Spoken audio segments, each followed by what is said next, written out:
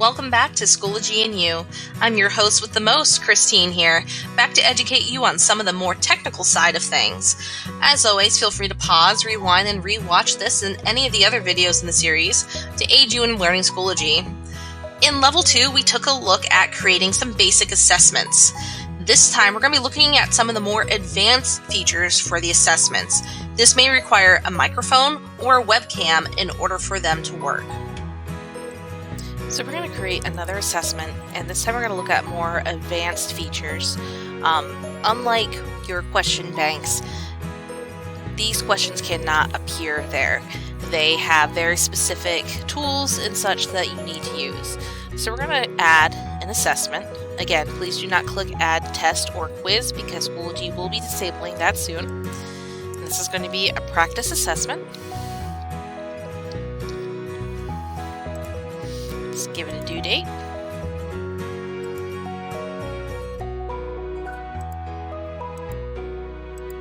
And by the way, don't forget you can also enable a password if you need to. This is going to be a quiz, and I'm not going to individually assign it right now, but for now, we're just going to practice.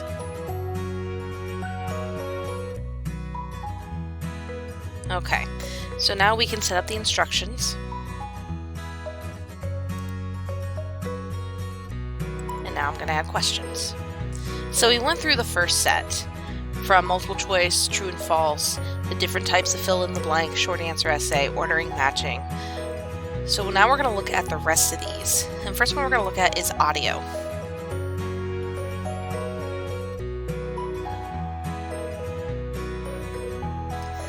Now audio is useful when we want students to, say, record an answer, or we want to be able to insert audio into it ourselves. So you would type in the question, type in our own notes, and the maximum amount of length that we would allow students to record. So if we want a recording of less than 60 seconds, we'd make the maximum 60 seconds, and then we would save it. We can also add learning objectives, and we can also align rubrics, but we'll talk about rubrics later. For video, same idea. You can write your question here, give them a maximum amount of length. So if you want a video of under a minute, you would type in the amount of seconds, add in notes, learning objectives, and rubric. The audio visual use the same ideas behind our audio and video for the updates. So we'll pop up with a box. One will say video recording, one will say audio only, and they'll be able to record. If you want students to be able to upload a file, you can give them, again, questions. You can also put into there what file you want them to, say, edit or do various other things with it. So it can be anything from a PDF to a zip file, PowerPoint publisher. All of these are going to be supported on here. You wanted to be able to tell them how many files they can upload. So if you just want one file, you can let them know. If there's more, you can do that as well. We have a label image where you're going to be able to upload an image.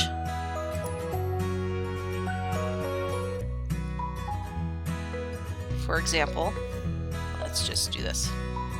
You're going to be able to upload an image.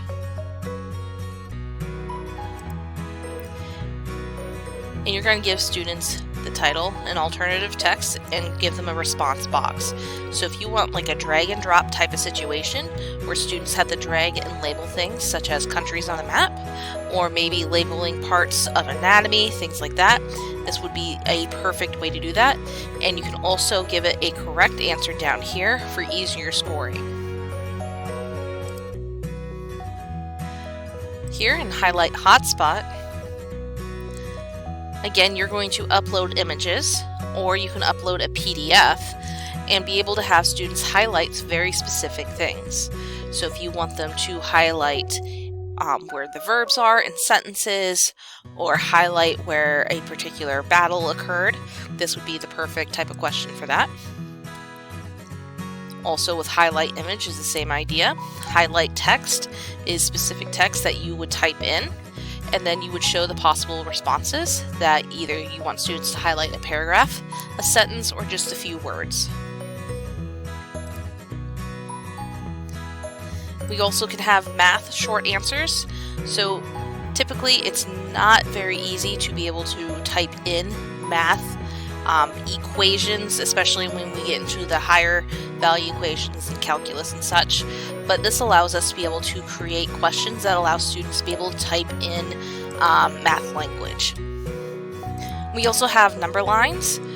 Perfect for students to be able to find placements on number lines, be able to graph things.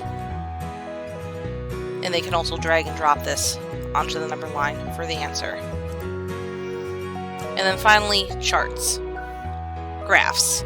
So if you want students to be able to graph something, whether it be line graph, different points, things like that, you could have them do that, where they can be able to give the title for the axes and what the axes mean, what the values are, and then create your own key. And that's all the advanced ones. You're going to want to go in and play around with these a bit more, especially looking into the more detailed portions of it. This was just a general overview of these more advanced type of questions.